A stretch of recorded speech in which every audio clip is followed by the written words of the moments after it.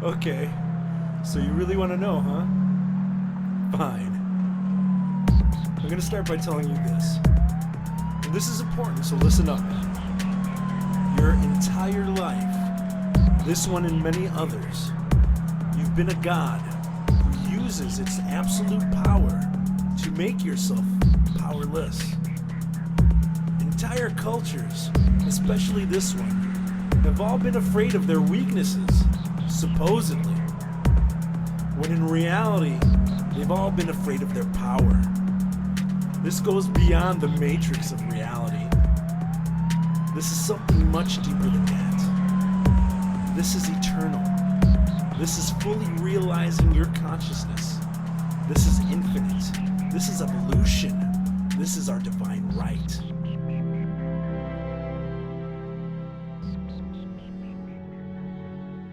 All right, everybody, ladies and gentlemen, every people, all the people, whatever you, who are you? Who do you even think you are? I don't know. We don't care. It's all about self-development.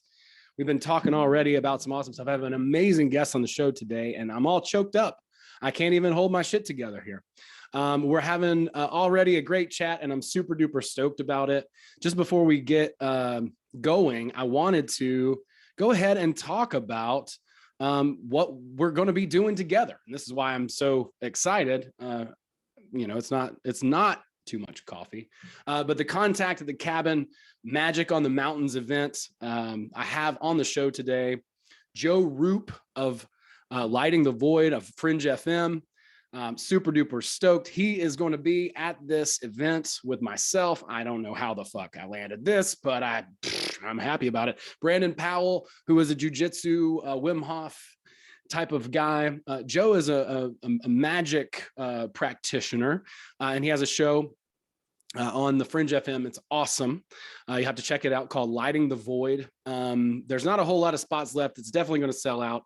If you guys are interested at all at coming to this, you want to jump on that right now. Also, go to the Fringe FM, check out their shows. Lighting the Void is an amazing show. It's awesome.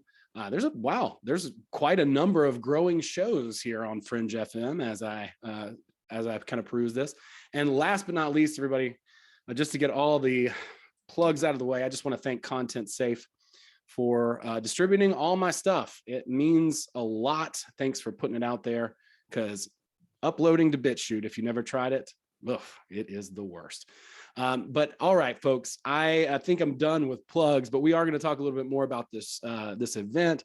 Joe, thank you so much for taking the time to come and chat with me today, my friend.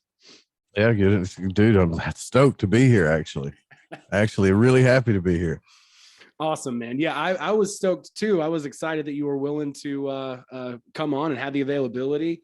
I mean, we've had a couple of great conversations privately and talked a lot about, what we're going to cover on this event. And dude, I'm already like kind of blown away at how things are just starting to come together and fold into one another.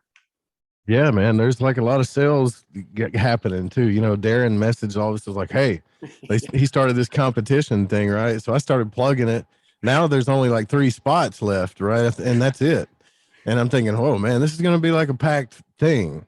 I don't really do events. Like, I spoke at one thing in Portland once, and it's different. It's easy to hide behind a microphone, right? It's a different kind of thing when you got people staring at you, right? But I'm looking forward to it. The thing is like, I am into this thing where it's like, where I don't consider myself much of a I don't want to degrade myself, but I don't consider myself a teacher, really.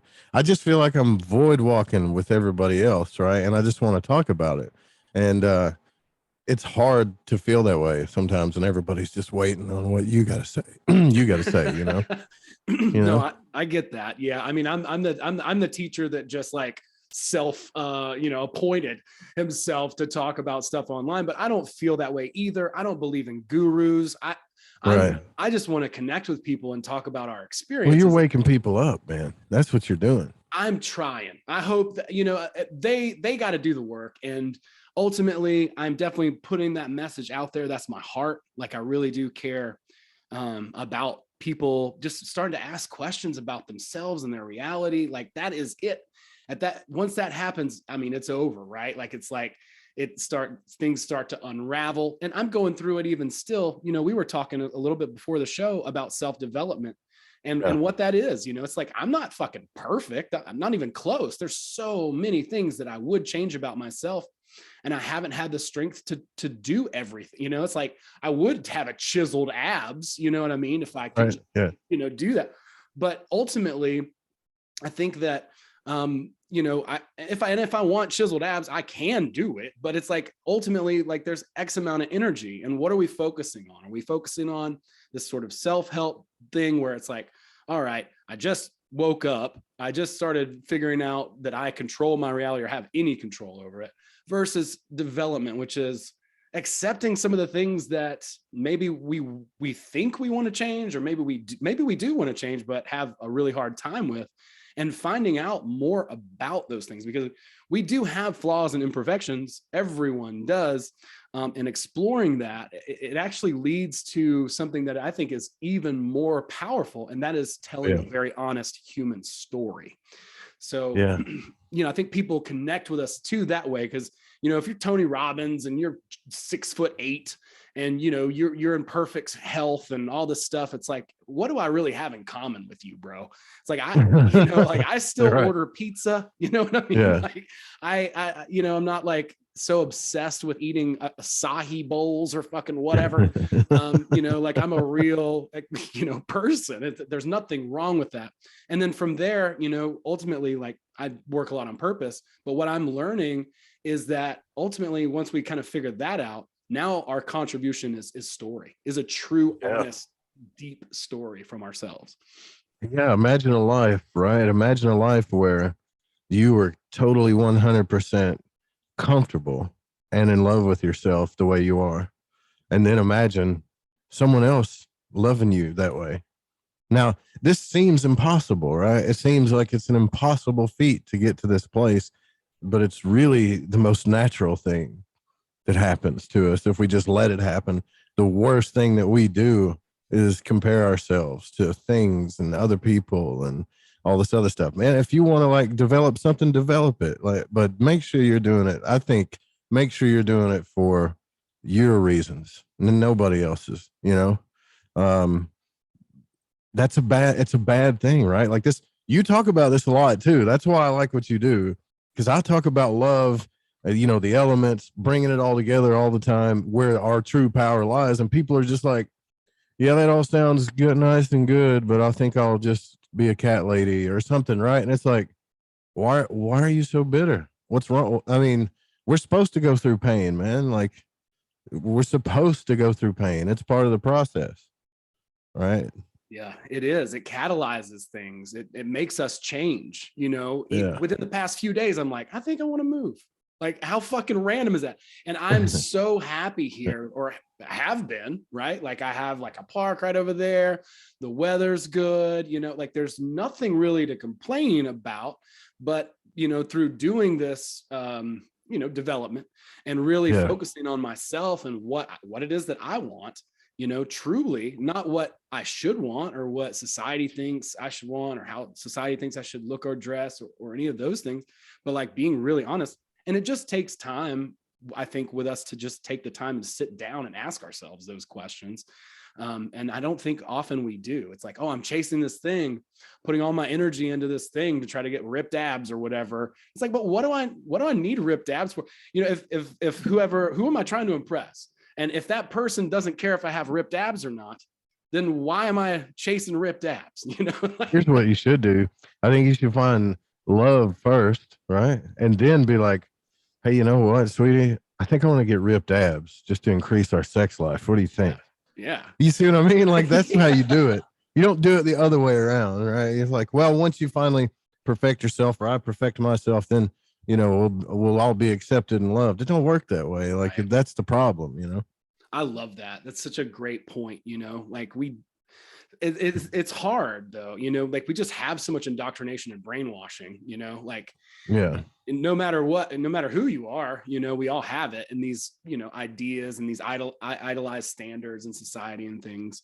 that really kind of, I think, subvert our true pursuit of self, you know? So I'm really excited to talk to you about all this. It's so good. And it's nice to just like exhale. I feel like most people are probably, their buttholes are like this, you know what I mean? Right. They're real tight. Well, they're worried. Yeah. Right. Well, you know, I feel the same way about you. Like, you got to be yourself, man. It's a painful process to be yourself sometimes, but man, it's inspiring. Like, when you can inspire yourself, dude, that's where the real power is, right? Like, and that's kind of like how I started my journey, was through conscious exploration. And I don't mean like just reading books, but reading books is fantastic. That's part of the process, but like doing what the books say to do, you know, like, you're telling me I can go out of body. You're telling me I can manifest stuff and play with the world like Harry Potter. I don't know about all that, but I'm going to try, you know, and see what happens. Yeah. And it just manifests in the craziest ways sometimes. Man, that's so cool. I would love to unpack a little bit of that, because for me, you know, Hermetic Magic looked super intriguing and interesting. At the time, I had a roommate here. And I'm like, when am I going to like holler at Ariel, you know, and do this? You know, it's like, am I going to have to go to the woods at 5 a.m, you know? And then ultimately stumbled across that reality transurfing book that kind of, in my mind, it was like, oh, okay, cool. This is more fitting for me. And so I followed that, you know, for a while, but still love all the Hermetic stuff. And I want to learn more about it. And I know that, you know, you had said we'll probably do a couple of rituals out in the desert, but can you talk a little bit about your, you know, your history and coming into the, you know, getting curious about magic and that whole pursuit? It's really interesting. Well, I mean, just as any other occultist, I was in a dark, depressed period of my life. That's how you hear them all those. I was addicted to drugs or something like that, right? I was hopeless, utterly hopeless. Mm-hmm. So yeah, I mean, that's what happens. You know, you go all the way down to the bottom, and I started. I went to the library once, and I was like, I said, I got to figure that. I don't know what it was, man. I was just like, I want to go over to this section that people are afraid of here in Arkansas, where nobody's walking by. And back then, no one was walking by it. You'd get funny looks and stuff, right? And it all started with the book, The Conversations with God, which I thought the first book was good, right? But it's not really even about that book. That book opened up doors for me. It's like, well, maybe all this other stuff is whatever, is wrong. And then I got to the point where I started seeing a lot of repeating stuff in books. And then I was like, what is all this stuff about? People are talking about Freemasons. People are talking about this. I'm not the kind of guy that just wants to have a discussion without experiencing it as well. I want both. Right. So I kind of went into the mysteries actually pretty fast in a physical way too. I remember I was at work working for a cell phone company. It was, and I had a vacation, and I was like, I've never had a paid vacation before. What am I going to do? Oh, I know what I'll do. I'll go get initiated into a Hermetic temple. That's what I'll do. Most people go to the beach or whatever. I'll get on a plane and, you know, I'll go find this secret temple and figure out what these magic people are talking about. And it was like, it was a whole kind of an experience where I realized, okay, well, these are humans just unlocking a deeper science. That's all it is. You know, even the breathing techniques, everything that we did, it's just unlocking a science that's always been there. And then when you discover, you know, how to control your energy, you're like, oh, that's what that was. I thought it was something else where like chakras were going to shoot out of my butt or something. But no, it was really just, you know, it was already there. You know, we overlook all this stuff, I think, because when we're kids, I don't know, it gets shut, really. So all we're really doing is unlocking our childlike natures again, you know, in a more powerful way. Wow, dude, that's so profound and simple. I love it so much. Like, what a great analogy for that. I think children just come naturally equipped, you know, and through time and going to school and, you know, going through all these processes, we just kind of lock all that stuff up, you know. Letting our heart out a little bit again it's absolutely essential. Can you talk about just like would you maybe talk a little bit about that experience and maybe some of the first things that you guys did or how you kind of Well, yeah, I went to this event in the desert, and there were Thelemites there. There were chaos magicians. There were Golden Dawn magicians, and I was coming from a Christian background. So I'm sitting in the desert for the first time, watching people dance around a fire, wearing Baphomet heads and stuff, and I'm like I'm sitting back going, what the hell am I doing here? You ever have that moment where you're like, what the fuck am I doing in the middle of the desert? Right. Yeah, it's like, what am I doing here? So I started asking questions, and, one of the priestesses came up to me and sat me down, and she started talking about what's called Luke's energy, right? Which is, you hear that a lot. It's the LVX or Luke's force energy. And this was interesting. So we started going into this breathing thing, and she's like, well, check this out. You're going to feel like you're going to pass out, but I'm going to show you something. And we started doing mantras, and I've tried to do it again, but for some reason it wasn't the same when I did it with her. So I'm like, okay, so there is this thing about connection. There's a power to that too. And it was this whole discovery process. So I just raised my hand and I said, I'm in, initiate me. Oh, really? You want to be initiated? Fine. Because to me, it's like, what's going to happen? What's the worst that can happen? Right. I'm going to go in there and they're going to sacrifice somebody, and I'm going to call the cops. I at least will know the truth. I'm not going to sit around and talk about it. I'll know, but it wasn't anything like that.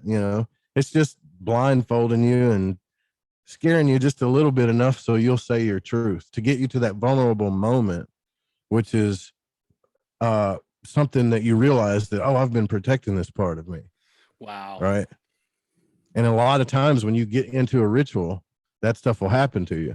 Oh, I've been protecting this inner child part of me that's confused and scared and doesn't know the answers to stuff and doesn't even know why I'm here and, doesn't feel loved. That voice starts speaking out. You see what I'm saying? Mm-hmm. So when they take the blindfold off, you're pretty much surrounded by humans and accepted and loved. And I did that in Freemasonry too. The only difference is Freemasonry, there were no women, one, and they had some really crazy oaths, right? Like they'd cut your tongue out and all this other stuff, right? But those oaths have symbolism in them.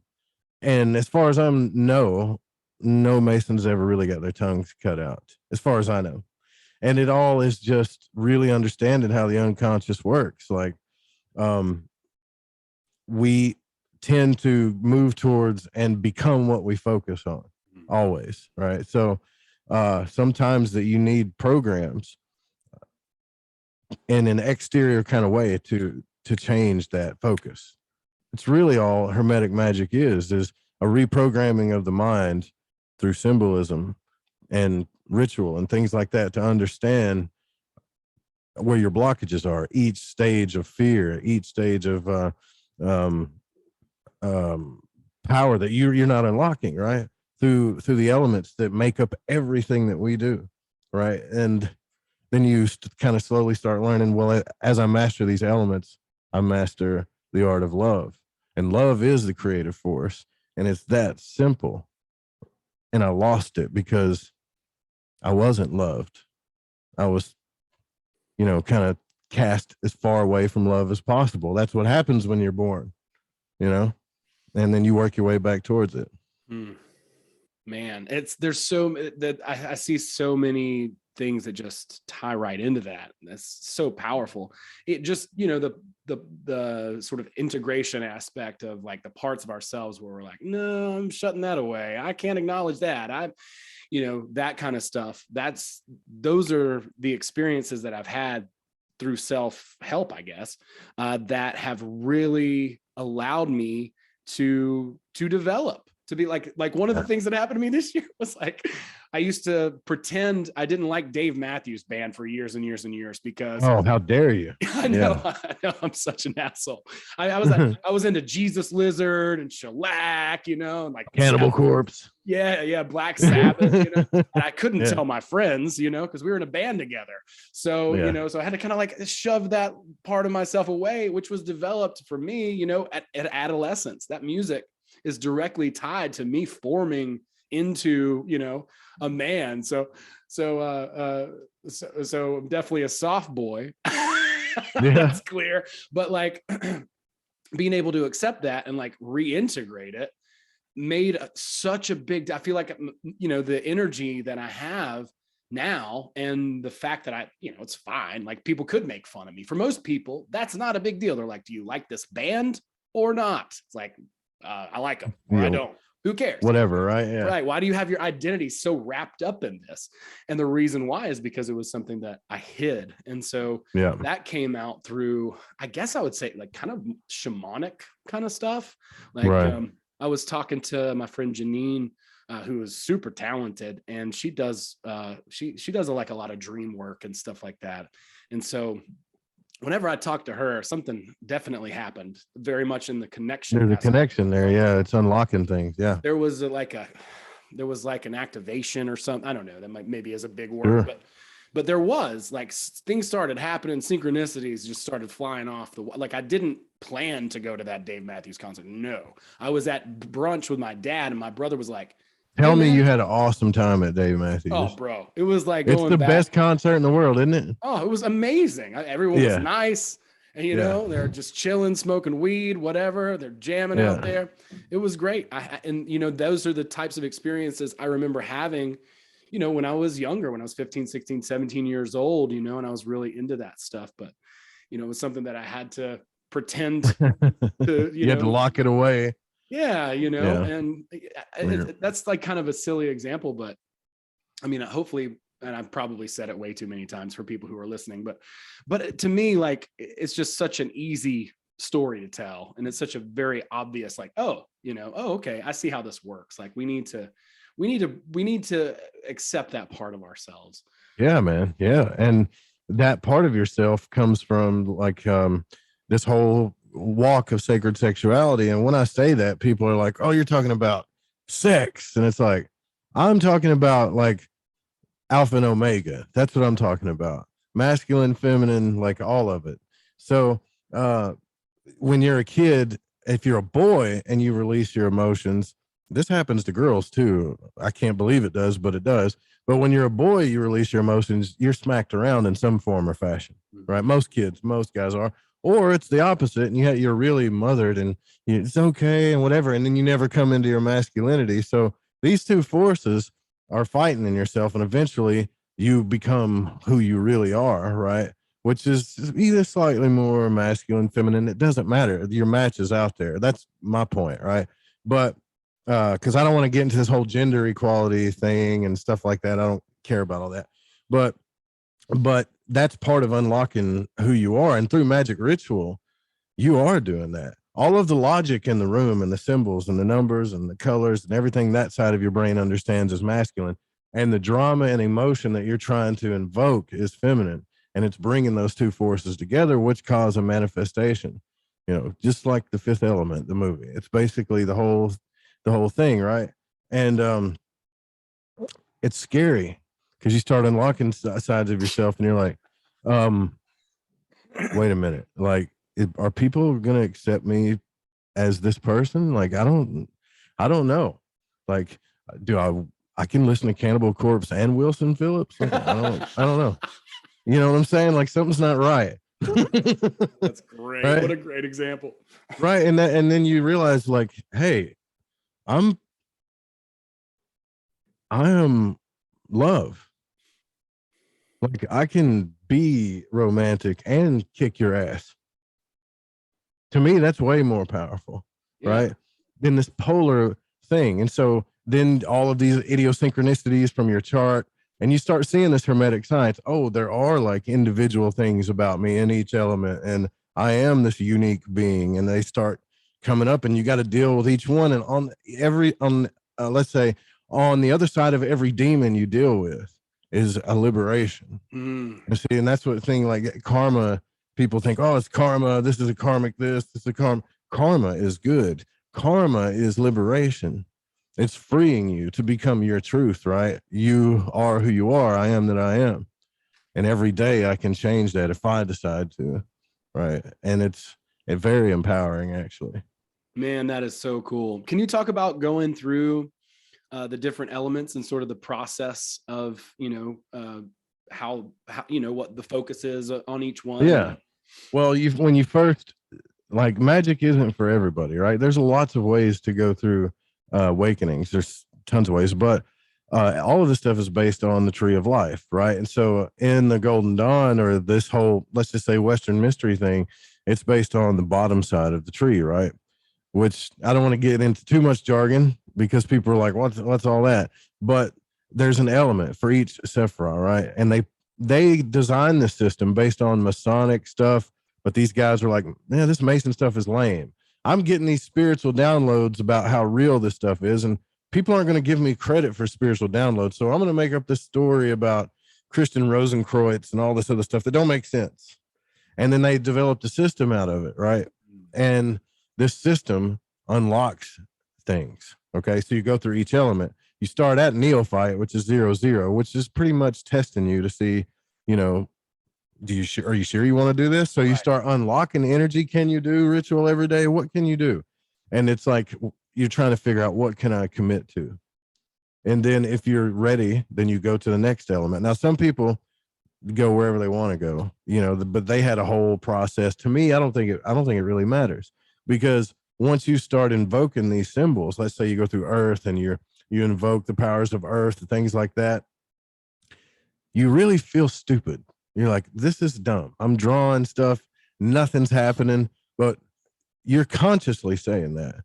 Okay. What's happening in your unconscious is a whole different thing. You're focused, your unconscious starts focusing and shifting like a robot, like the program's like life, wait, earth. You see? Oh, my physical body, my finances, my house, my home, and you're like, what the hell's happening? Sometimes if you haven't dealt with a lot of that stuff, your unconscious is doing something and it's drawing this stuff to you, and you think your world's falling apart if you haven't dealt with it. You're like, oh, I'm the most unluckiest bastard alive. What is this magic stuff? Is stupid. I thought I was going to draw pictures and get Corvettes and women, you know? And the unconscious are like, no, you're telling me earth, until you master it. And then you go to the next one, water. And all these things correspond to the physical stuff of your life, but also the parts of you. So when you master it, you realize, oh, I'm not my physical body. I have a physical body. That's the tool of the magician, the pentacle. I have this, right? Oh, I'm not my emotions, water, or I'm not my dream world. I have these things, right? These are a part of me. Oh, I'm not the crazy thoughts in my head all the time. I have a mind, that I have to master. And when you get through all of it, honestly, then you go through another grade, which is called portal, where it's kind of like a final waxing of the car. Let's make sure you got it all. And then you go through. Now, honestly, only you and you will know if you've mastered those things. You may look like a total wreck to everybody else outside, but like you will feel the kinds of freedom that people dream of, man. The only people dream of. So it doesn't really matter what everybody else's perception is of you, does it? No, it definitely doesn't. And that's correspondent too with something that I've heard David Data talk about in the three like sort of phases of spirituality, and specifically broken yogis, right? And how people have amazing like spiritual lives, but they may look like a disaster on the outside. I think he calls it a function, flow, and glow. So the flow part being the yoga or like the creative aspect, the function being like, are you disciplined? Do you eat right? All that stuff. And then what book is this? I don't know what book he I read that 2 in. of his books. I don't remember reading this one though. I gotta find it. This was on a talk that I saw by him.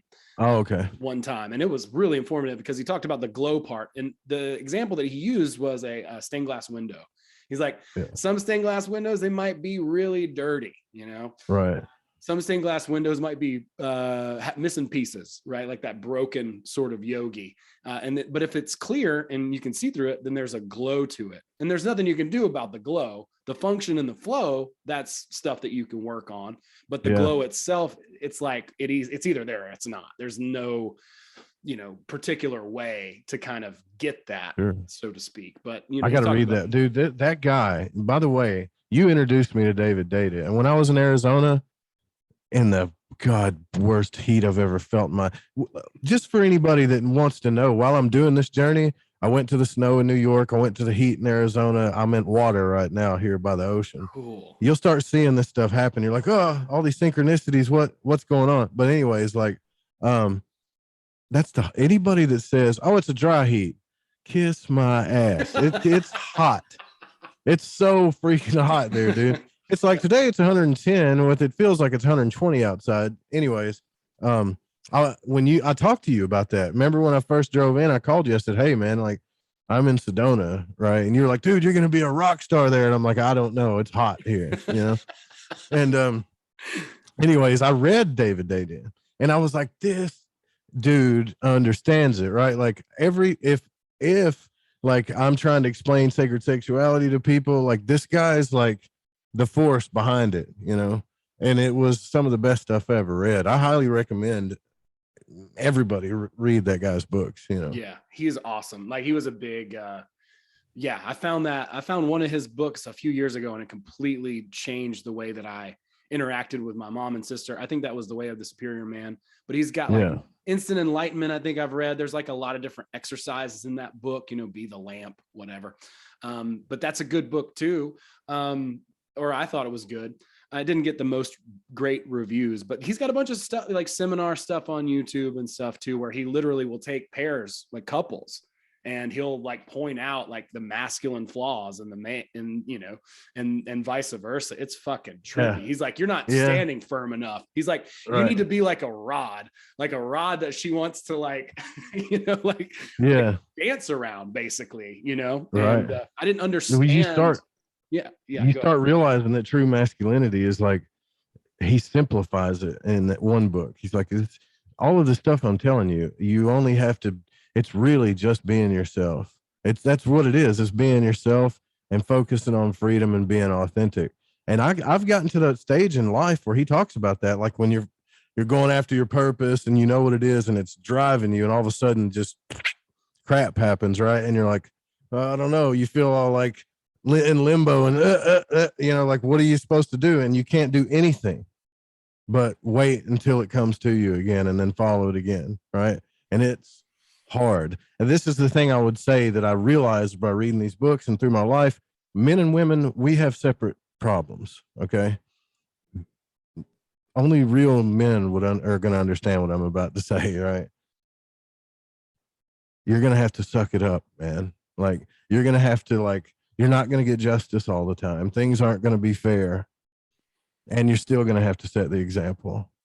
Right. And it sucks. Yeah, it does. Sucks, and I think for women too, they have this false idea too that they chase and then they capture this mirage of what they think is perfection now.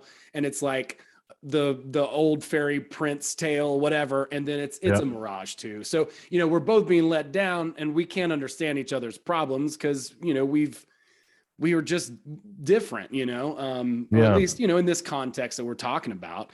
But it unlocks things inside you too. Yeah. And the masculinity stuff, man, it's so powerful. Just being unreactive, just understanding what grounding is, what, you know, staying purposeful. And a lot of the people that I work with too, who are females or feminine, they want to connect to that purpose part of themselves too, right? Oh, yeah, absolutely. It might be metered out different, but they still want to understand that and be true to that, because it's really about, I think, you know, bringing those two elements together in each of us, right? Right. Yeah. Yeah. And then a lot of times it's funny too, because you'll see men that say that they're feminine, men that say, well, I'm feminine or whatever, but you'll see that what they're doing in their earthly life, their energy is pulling towards to be more masculine because they want to be. The same thing with women, you know, masculine women, right? Well, I'm real masculine and I'm powerful and successful and but in their private lives, they're going towards a divine and masculine energy. They're being pulled towards that energy because they're not really masculine. They want to feel safe as a feminine, right? That's right. And it's crazy to watch what the conscious says and then see what the unconscious does. Right. Man, that is such a good and interesting thing to think about is So basically through magic ritual, you're programming your subconscious to pay attention to basically certain things like your RAS, your reticular activation system, whatever the fuck that crazy thing is. The part of us that's like, I'm a yellow car. I want a yellow car. And then you start seeing yellow cars everywhere, that part. And I don't know why anybody would ever want a yellow car, but the example holds.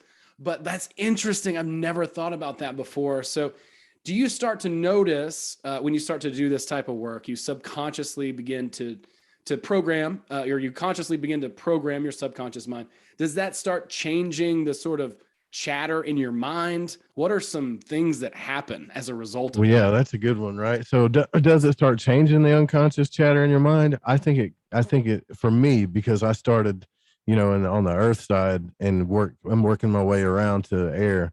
I think it increases the chatter in your mind a lot of times, because then you have to meditate more. You have to calm yourself down, because now once you start unlocking this thing, first you have to check yourself, right? You can't get all megalomania about it, because you have to understand on an even higher level, there's still a co-creation going on that has nothing to do with man or woman per se. It's you and the creator, which is something even higher, right? And we don't even know what that is. Let's be honest with each other. We don't know what that is, right? But we're figuring it out together. But the chatter will increase. And then I've actually asked myself, like, have I caused myself to become addicted to like magic ritual? Because I can't calm myself down unless I'm meditating or doing magic now. And that's something else you got to deal with, right?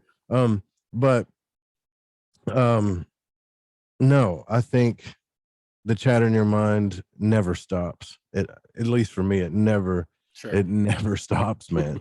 And so it's all about, kind of like what Eckhart Tolle says, is once you start to understand the mind, you can just say what's up to the voices instead of like submitting to them all the time, Mm-hmm. So that subconscious is kind of it's not really having anything to do with necessarily. Yeah, I think I kind of understand what you're asking too. So when you initiate a ritual, when you start out, so there's two kinds of magic, right? It's actually one, but you realize this later. But there's manifesting, and then there's like alchemy. There's spiritual ascension, and then there's manifesting. They're really the same thing, but you start doing them in separate ways. So when you watch a movie about magic, they show a guy doing one magic ritual, right? And poof, something happens. It's not really like that. It's about energy building, hence ritual itself. If I get up one morning and do one prayer, okay, well, I sent a little message out. But if I get up and then do the same prayer every day or the same thing every day, what I'm doing is I'm building energy, right? And I'm building an energetic signal. So in the beginning of magic, you're not really manifesting anything. You're getting used to the idea of building energy, balancing yourself, grounding yourself, and building energy. Then you start to introduce yourself to the symbols and stuff, and then you start to notice what happens. So it's different than doing a sigil and quote charging it in some of the weirdest ways people charge sigils, right? They're taking a shortcut, and it's like, well, I want $1 million, pow, right? And then they get a check for $1,200 and their car crashes down the road. It's like, what happened? I got the money, but something weird happened. It's like your energy isn't ready for all that yet. But I'm not so sure about that now too. I think some people are just born ready for this kind of energy, and other people, they got some stuff they got to work out. And I've had arguments with the other people about that. They think what I'm talking about is ancient and gone and doesn't need to even be worried about. I don't agree with that. I think there are things that you need to be constantly balancing in yourself. And it's not about perfection. It's about creating a life that you want to create and being in control of what you can control and letting go of what you can't. So when you do your first manifestation, you start realizing like, damn, man, like I didn't really manifest that until I totally forgot about it. That's weird. Until my conscious decided not to care anymore. So I sent the charge that I deeply desired, and I embellished in that desire, and I felt it like I was that reality. But how did I ever talk myself into letting it go? And that's the trick, because once you let it go, it can come back. It's so cheesy sounding, dude, but it's so true, man. So I've experienced it, dude. I can't tell you countless fucking times. And there's that thing that I obsess over and I'm like, oh, I'm so excited. I can't wait. And then I don't know what happens. I run out of energy about it or stop caring or whatever. And then I'm like, ooh, shiny over here. And then like, I'm like, I don't care about that anymore. And it shows the fuck up. And there it is. And I'm like, well, Yeah. now I got this thing, but nah, I don't really I don't care. really give a shit about Yeah. it, right? Like it doesn't matter to me anymore. Ironic. Yeah. Dude, that's pure Yeah. comedy. I mean, that, you know, and Yeah. it's frustrated me actually at times.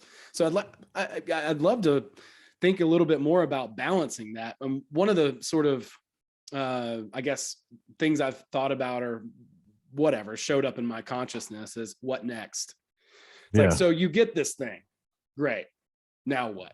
You know, and then this happens. Well, then what? So, you know, no matter where we are, we're here. And so I'm trying it's hard not to get an ego once you start seeing how it happens. Like, I am He-Man, like I can do whatever, right? But you know, right. But then when it shows up and you're like, I'm not into this anymore, you know, like that's so funny. I think that is a very comic and common problem that people struggle with. What do you have any thoughts about that? Man, this is why I talk about the process of alchemy, because you consciously want a lot of things. Your unconscious knows exactly what your soul needs, though. So here's a war that's happening all the time. You know, it's like, God, you know, I need money and love and all this other stuff, and your unconscious is like, no, you need to like be happy with who you are and eat better so you don't die in 10 years, right? And so these wars are going on, and it'll manifest in a way that both kind of coincide together. Once you start becoming friends with it, you start trusting the unconscious. So the idea is to say, oh, I know this program through symbolism, color, and all this other stuff, where I can speak to my unconscious that has a direct door to the creator, who I don't even know what is or what isn't, but I know it's going to understand me. Therefore, I'll let it go. And then I have to let it manifest when it's supposed to. Right. And the best way to do that is stay busy. You know, Frederick Xavier, in my opinion, has got one of the best like sigil magic courses. He does. And so does Gordon White, by the way. They just do so many sigils, they forget about the ones they've done. So they're causing themselves to forget the things they're trying to manifest by doing more stuff. Right. And it's funny because you'll manifest something. You'll be like, did I ask for that? Let me go back and look. Yeah, I did ask for that. Right. It's the biggest things that we want in our heart are the hardest things to manifest, because we have to get to a point where we realize that they're already given to us. And I know that sounds biblical, but it's true. Like all this stuff was taken away from you, not by your fault. It is a divine right to have all these things in your life, you know. Man, that is really good and really powerful. And yeah, I echo that sentiment too. Like it is like sort of ironic and sort of cheesy, but it is true. Like, you know, being enough, and especially in like the self-help or spirituality, some of these, it's like, you're enough, but you need to buy my course. You know what I'm saying? Yeah, right. I'll show you how enough you can be. Yeah, right. but you know, it's money well spent, and a lot of times, like, oh yeah, some people need, like you were talking about the temple and stuff like that. Like I can't do magic and start invoking this. I got a freaking roommate that's trying to, like, I don't know, watch TV, but so I'm developing a magical audio course where you can create all this stuff in your mind, right? Because the mind, that's what you start realizing. Well, this is all about the mind anyways. And the more vivid I can become, right? I don't need a temple room. Well, you kind of do in the beginning, but then I went to the guy that, you know, I learned magic from. I was like, hey, is it okay if I, like, you think it's cool if I create this whole thing? He's like, dude, I've been trying to get you to do that forever. Of course. Like, people should create temples in their mind and things like that. There's a whole other journey you can do without having to have a temple room, right? And then I was like, well, you know, maybe I'll make a little altar box or a little carry case that's fun to take through, you know, the airports and stuff, right? But other than that, like, I in this way, I do agree with some of the magicians. Like, do we have to have a massive temple? It's awesome. It really does affect the unconscious, but not everybody can do it. But you're more powerful than that. Like, if you came from the creator these are just tools to get you to realize that you don't need them. Oh, it's like training wheels. Yeah, it's tools to get you to realize I don't need these tools. That's weird, right? But that's what it is. I love that though. That's great. And I love what you're doing with that. That sounds like a really usable and practical like course to kind of like, oh, okay, well, I can do this. I can do this anywhere. Because that was really the thing holding me back. I got the Israel Regardie book and I was like, wow, just blown a lot away. of crap. Wow, Yeah. I was like, damn, this is a lot. It's like I can't fucking follow a diet plan, so I don't know how I'm gonna do this shit. But I started it, and I had really good intention. And then I think what I was presented with was something that was at that time, just a better fit for me. And as I go on and get deeper, like I want to go through this stuff. Like I want to experience like these elements and really understand them now. Like. It's not too late, right? Like if never. Okay, good. Because like that's so interesting to me. Like I want to understand these elements or these stages and how they relate. The correspondence is just off the charts. I mean, that is, I guess, the first Hermetic law for a reason. Yeah, right. So it's well, that's how that's the language of the creator. In other words, the more simple something is, the more minds that have understood it, if you want to think about it on a Jungian level, right? So the more people understand a thing, the more power it has in this unconscious realm, right? So in all of existence, everybody understands what a circle is.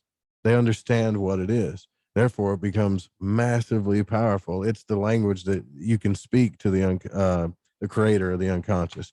And it's God, pretty much. It's Alpha and Omega, the beginning and the end. It's pretty much saying, hey, I am that I am. I'm with God, so to speak. And you tend to do that, and you're telling your unconscious through symbols that lots of people understand. Therefore, it becomes, you understand egregores, right? How powerful things become in the collective unconscious, right? Yes. So yeah, it's once you start getting into the elements, the funny thing is that you're going to unlock things that you can't really explain to other people that have everything to do with you, right? And you're like, yeah, well, I did this ritual, I invoked Earth, and man, and you'll hear people try to talk about it. It's like, I just figured this thing out. It's like, what would you figure out? Well, this thing was really holding me up and I wasn't making money. And it's like, how did you start making money?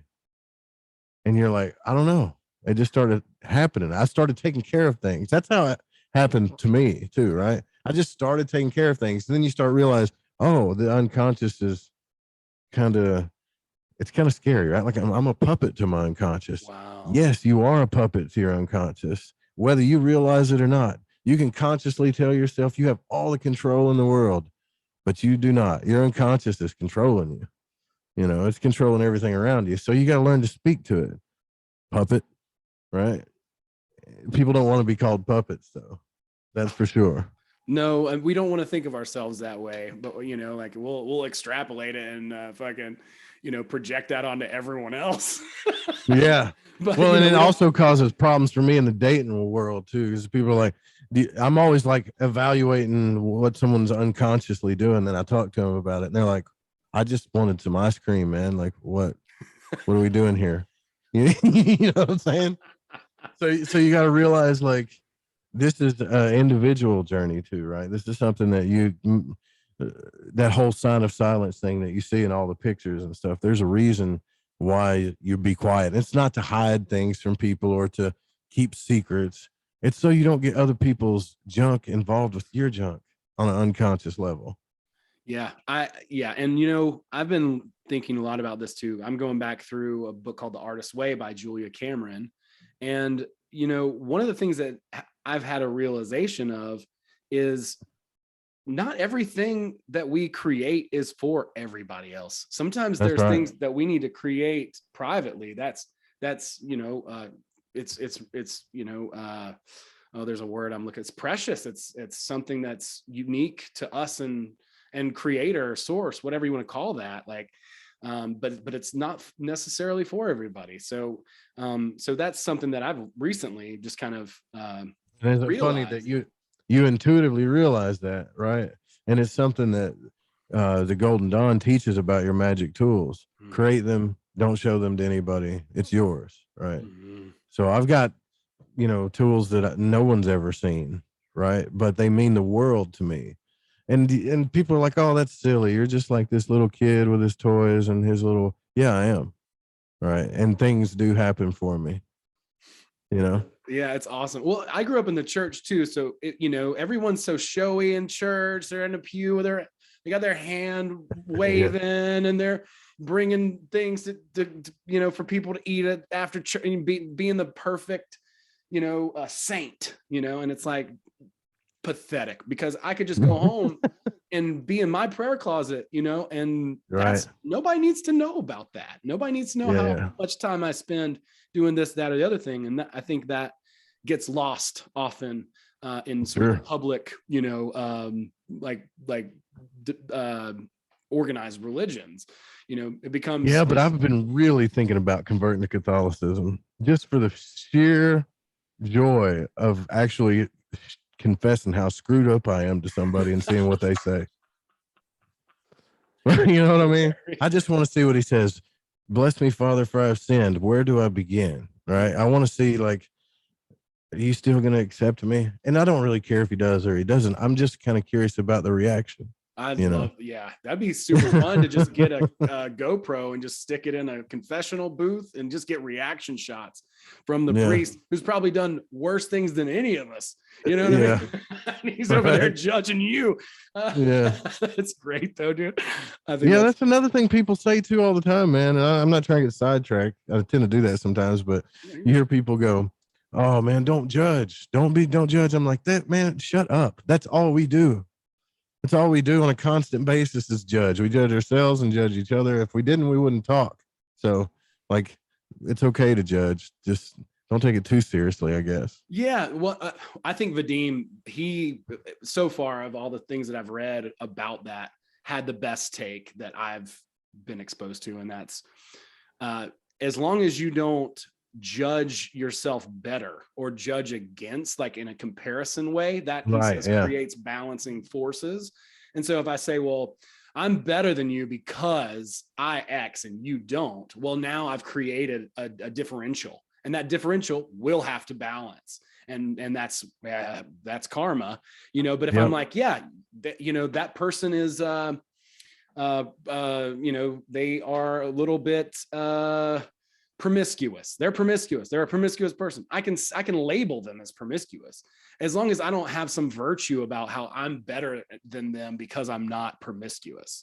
Right. And there's no differential there. And there's no judgment, so to speak. The funny thing about that is when people get on a passionate rant about how they're better than other people or what they can't stand about somebody else, there's a dark side to them that's like, yeah, because you want to do that.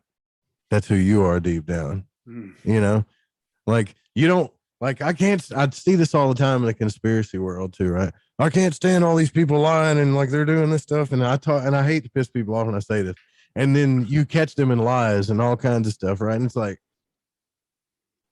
it's okay. I'm not trying to be funny, but like, don't you guys see the hypocrisy here? Like, don't you see the irony? Don't say hypocrisy. You don't want to hurt anybody's feelings, but like anytime you just can't stand something about somebody, I promise you it's in you. Wow. It's there in you.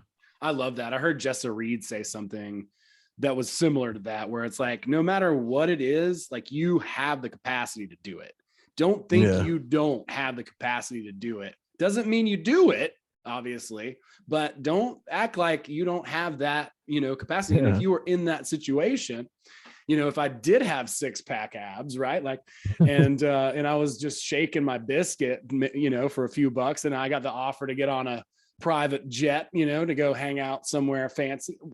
Would I say no to that? I mean, probably not, Yeah. But yeah, I mean, I think there's some really cool nuance that kind of comes into play with the stuff. It makes a lot of sense. And I love you breaking down, the two different types of magic and how they're the same, but showing those the differential, like what or how they are different.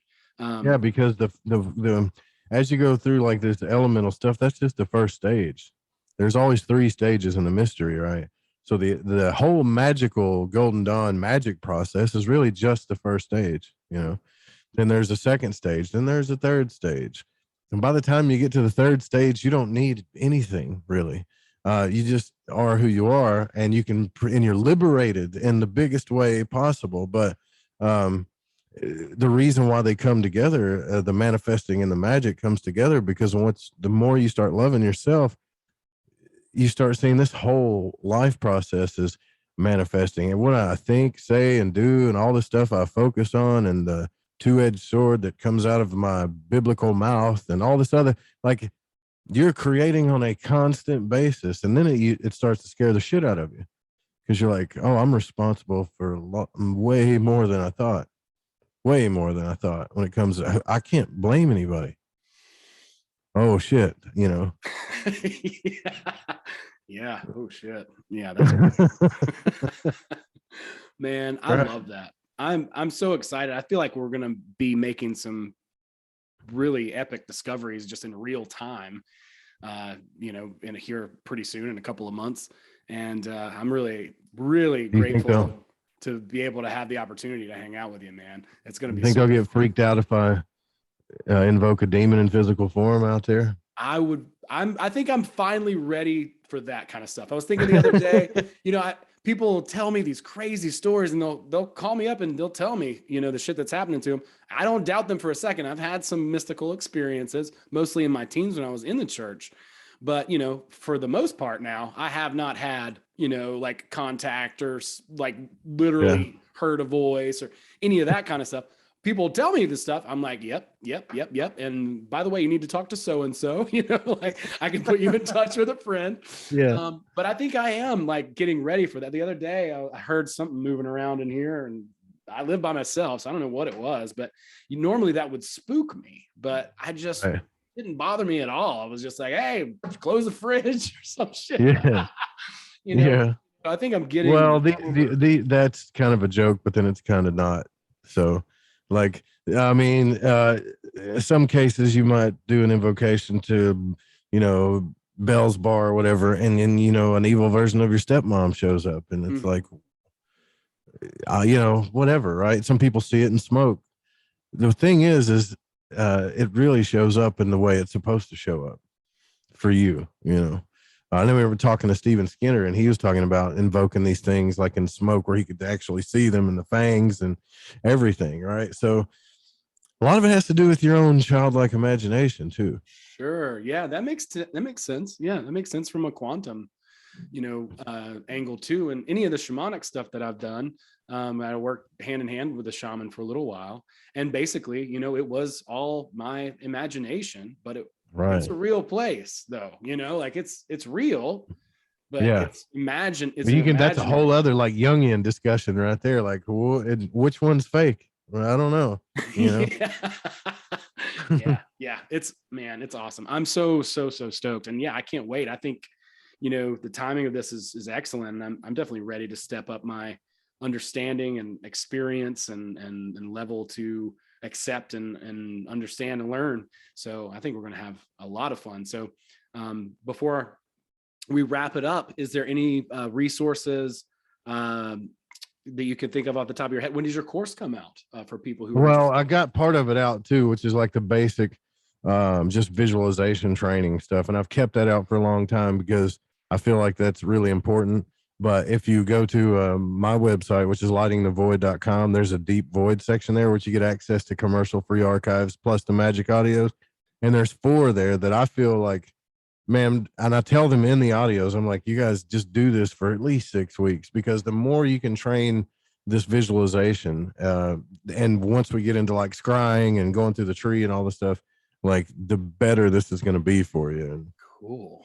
And plus I'm a perfectionist too. I've actually done like 3 of these already and ended up erasing the whole thing. So I got to stop doing that, you know?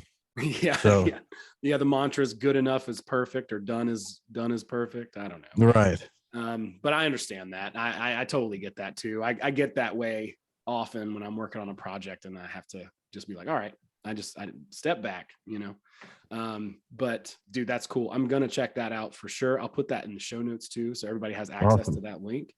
And I'm definitely going to check that out. That's what I am interested in more than anything, is just like developing my own awareness for to be able to create better, like if I can visualize and picture better in my mind specific ideas, images, and then I feel like that's going to help me creatively tell stories and tell jokes. Absolutely. That's man. Some of the stuff is a little boring at first, but then it gets way more interesting as it goes on, That is so cool, man. Well, I'll definitely put that in the notes. Anywhere else people should go to check you out? Fringe.fm if you want to listen to alternative media streaming radio station. I own that. And lightingthevoid.com, and you go to contactatthecabin.com. There's 3 tickets left, y'all, like 3. So grab one. yeah, it's gonna be awesome. Dude, I'm stoked. I can't wait. And man, I'll make sure everybody has links to all those things. And hey, man, I'll see you in just a few weeks. All right, brother. All right, everybody. We'll see y'all soon.